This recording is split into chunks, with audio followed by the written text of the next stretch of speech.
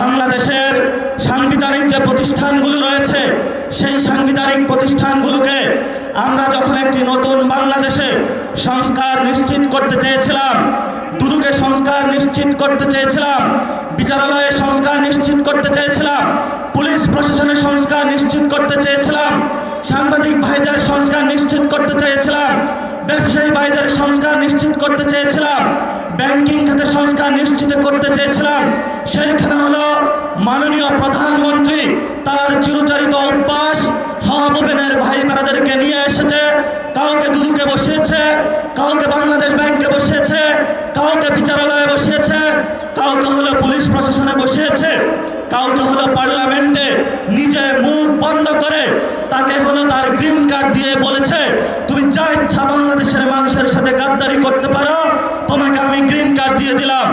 এই যদি হয় জিয়াউর রহমানের সন্তানের ভবিষ্যৎ, এই সন্তানের ভবিষ্যতের সাথে বাংলাদেশের ভবিষ্যৎ যাবে না, যাবে না, যাবে না।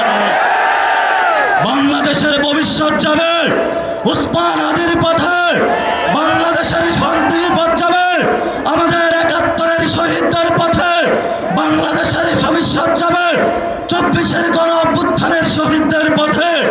যদি এই পথে বাধা হয়ে দাঁড়ায় আমরা তাদেরকে প্রতিরোধ করতে প্রস্তুত আছে ইনশাআল্লাহ। বিচারালয় থেকে শুরু করে সকল যে জায়গায় সরকার গুন্ডা সন্ত্রাসী হাওয়াবেনের লোক বসিয়েছে, গণতান্ত্রিক প্রক্রিয়ায় সরকারের সেই প্রতিষ্ঠানগুলোকে জনগণের কাছে যদি ন্যস্ত না করা হয়, আমাদের এই মিছিল পরবর্তীতে কাকরাইল যাবে।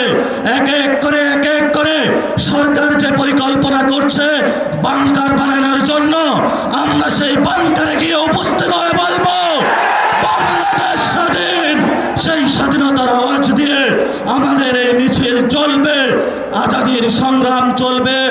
আপনারা দেখেছেন পার্লামেন্টে আমরা যেমন ডিসিপ্লিন, রাজপথ ডিসিপ্লিন।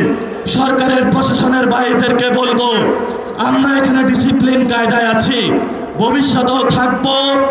অতীতে যেই ধরনের জনহয়রানিমূলক প্রোগ্রামগুলোতে কোনো কর্মসূচি আপনারা বাস্তবায়ন করেছেন, সেইভাবে যদি কোনো কিছু করা হয় আপনাদের সাথেও আমাদের প্রতিহত হবে ইনশাআল্লাহ।